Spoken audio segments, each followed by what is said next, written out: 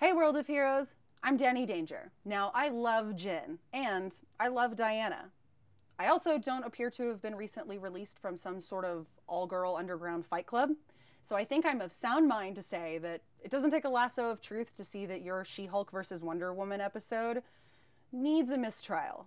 Both counselors were incredibly ineffective, and possibly rabid. Let me get this straight. Wonder Woman's got the biggest lady balls in the DCU, and your counselor's only defense is a hit and run with the invisible jet? Princess, please. Diana is a princess and an ambassador for a nation. She speaks to the UN. She's also got the training to lead an army. Why didn't she bring up Diana's weaknesses? The princess can absolutely be hurt, but with good tactical training and maneuvering, it doesn't happen very often, and when it does, you won't see it keep Diana down. You know, while we're meshing universes, I'll bet you that Diana has the connects to put in a call to Nick Fury. Hey, Nick. Oh, I loved the Christmas card, thanks. Hey, I'm having some Hulk girl problems? Could you help me out with that? Thanks. Look, this is easy. Plan A, Wonder Woman's relatively resistant to radiation, and radiation is what turns Shulky back into Jen. Plan B, sedative. Work smarter, not harder, girl. She-Hulk may not be a diplomat, but she is an incredible lawyer. She's treading new ground in the field of superhuman law all the time.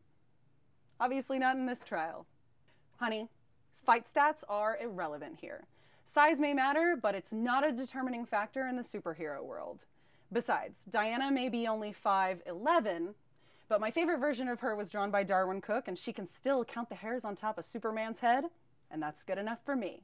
I will say that mentioning Storm's defeat of Wonder Woman was a pretty good move, although there are some critics, I count myself among them, who call that defeat a little unrealistic. That is, if you consider two women fighting each other in midair with lightning strikes and big booms realistic, which of course I do. Both ladies need to keep their defenses above the belt.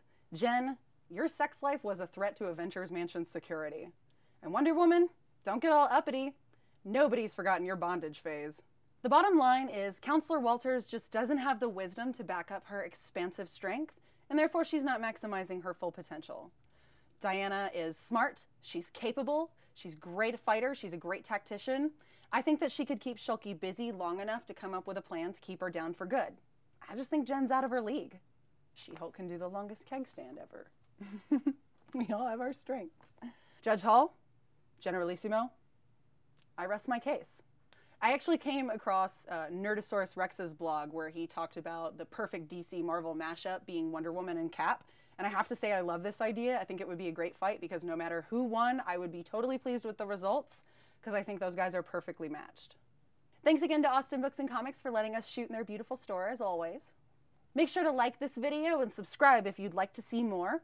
Share this with your friends and leave your comments down below. What do you think about She-Hulk versus Wonder Woman? See, this, again, Wonder Woman versus Jen. Wonder Woman never cousin and created lots of little half-breed green children.